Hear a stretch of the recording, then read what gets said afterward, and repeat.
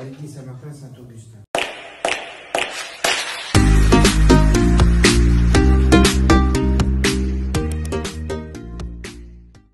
Hi guys, welcome to my channel and welcome to Cannes. So yes, Cannes, France. So we're not in Monaco. So for today's video is pupunta kami sa Cannes, France with my friend Lisa, Vance the Explorer, ang kanyang YT channel. And ang aming dalaga.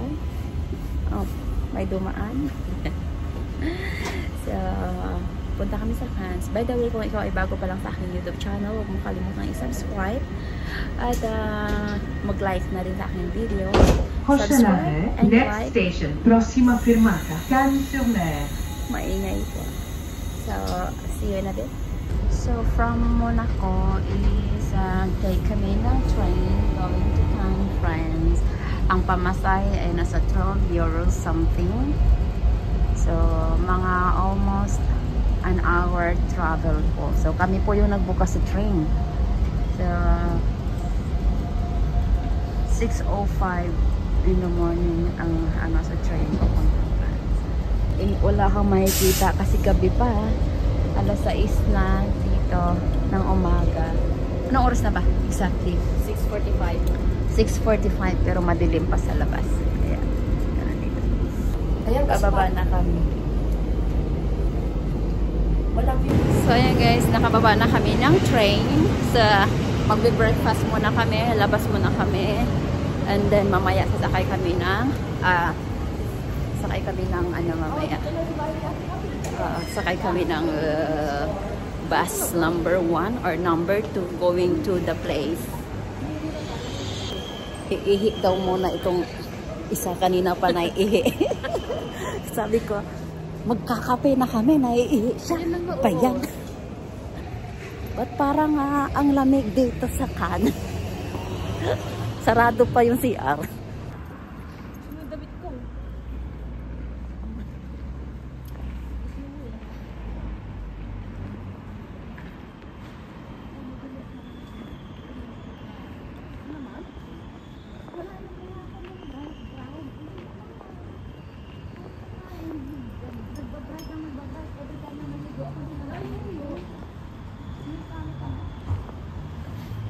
Ayun guys, nag-Starbucks, punuhay kami pero may dalang puto. Ayan, may mga baon. Ang ganda ng aming dalaga. Ganda mo, Jenny. Uy, ano pa yan, Bishi? Ano mo kaya yan? Kape muna kami guys habang mag-antay ng aming bus. And inaayos ni Jenny. So, andito kami sa Starbucks. Hayaan mo na. Ayan guys, nandito na kami sa bus. Ayan, halos lahat kami Pinay dito. So ayan, naglalakad kami papunta doon sa place ng pag-ihaldan. Ang ganda ng aming nilakaran. Ay, Bishi! Jenny! Ang ganda. Pababa ng pababa. Ayan, yan yung aming. Ayan, dyan kayo papasok kami. Nakigrupo lang kami dito. Ayan. Ang ganda dito guys. Ayan, papasok kami. San Joseph pala ito. Ang ganda. Tapi andito na kami, haggard na haggard. Nagpalista, chinek yung aming pangalan, and then kukuha kami ng badge dito. Philippine, kuha kami ng badge. Philippine, 67. Messi. 67. Ulan. 67. Kaya mayroon na kaming, asan na yung kanya, and kay Bishi, 305. Tagakan.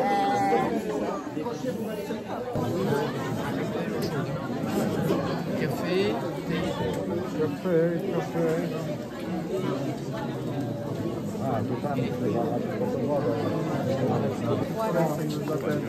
Bonjour. Ça va? Tu as pris? Tu veux pas le gobelet? Tu veux le petit? Ça se prend ça pour le café. Ok, si tu veux prendre ça pour le café, c'est bon. Ouais. Un bière, s'il vous plaît. Oui, Un bière. un petit. Ok, super. Coffee, tea, sugar. Vous avez aussi des mouchoirs.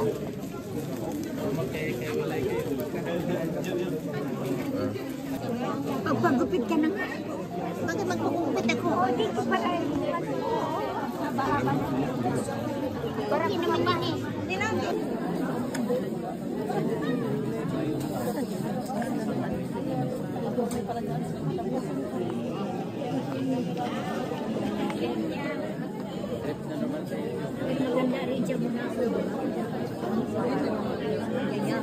So, mag-uumpisa na daw.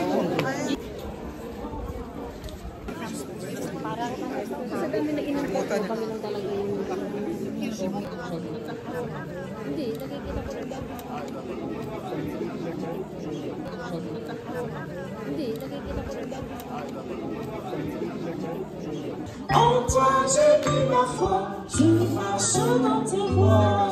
C'est que ces paroles, d'accord? Je me remets au djembé et on chante tous ensemble. C'est bon? Il sera une journée de fraternité, de rencontre, et puis aussi de prière, de célébration. Voilà, que cette journée vous apporte tout ce que vous attendez et qu'elle vous permette de rencontrer de nouvelles personnes. Son âge fut rendu capable d'être à l'origine d'une descendance parce qu'elle pensait que Dieu est fidèle à ses promesses. C'est pourquoi Rassemblement diocésain, et je suis très heureux de participer cette journée avec vous. On m'a donné un petit temps pour, enfin un temps certain même, pour partager avec vous quelques réflexions à partir du thème que le pape François avait donné, qui est « Dieu marche avec son peuple ».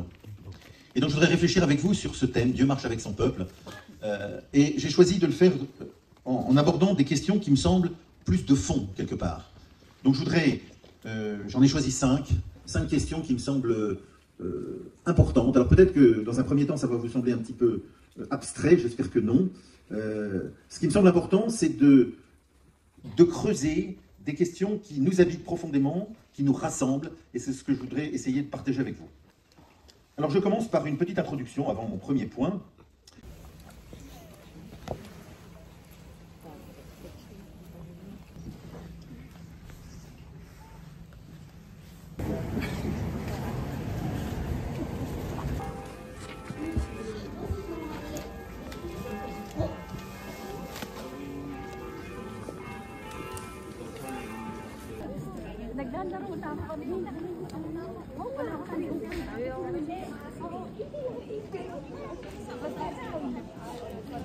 Pour les prières. Les animateurs le long du mur et on se rassemble tous là-bas. Magkakahiwalay kami. Iba-iba. Mga kagrupo ko. Iba-iba kami ng color. We are waiting for our number to be called, our classroom. 203. 203. Si Parky, we're going to our classroom na. C'est là, oui, mais.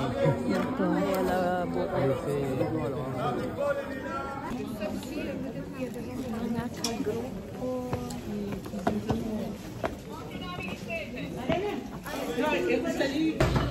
So yan, ito yung aming kwarto. Room 03. Inaayos lang yung mga upuan.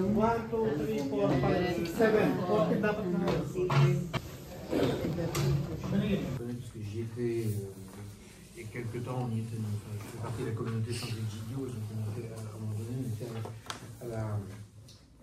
à l'église Saint-Martin Saint-Augustin. D'accord. Et je continue mon service à chorale, chanteur pour la chorale. Et voilà, c'est ça mon expérience. When God in 40 days attempt to just like the past, attend by the David, In 40 days, God... Hi guys, subscriber ko. Anong YG mo? Ano kasi?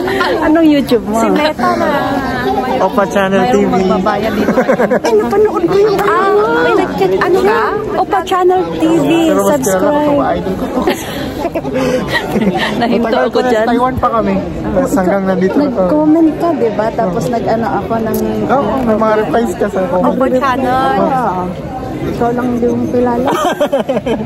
Okay. Subscribe Opa Channel TV. Andito na siya sa France, from Taiwan. Nakilala niya ako. Kainan na after ng aming group by group discussion. Magla-lunch. Ano pa kainan na.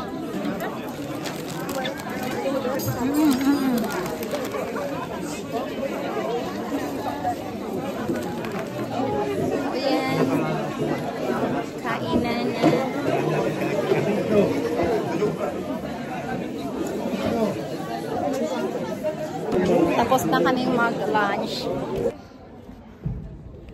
Picture mo ka din. En plus de la carte mentale qu'on a créée tous ensemble par rapport à leurs expériences et à leur vécu. Donc écoutez, j'espère que vous aurez une belle petite scénette. En tout cas, ils ont eu beaucoup de plaisir à la faire et je vous laisse apprécier le spectacle.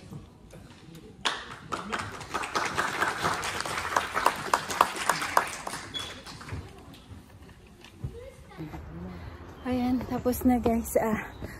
Maglalakad na kami pabalik papuntang Cannes kung saan kami bumaba ng bus kanina.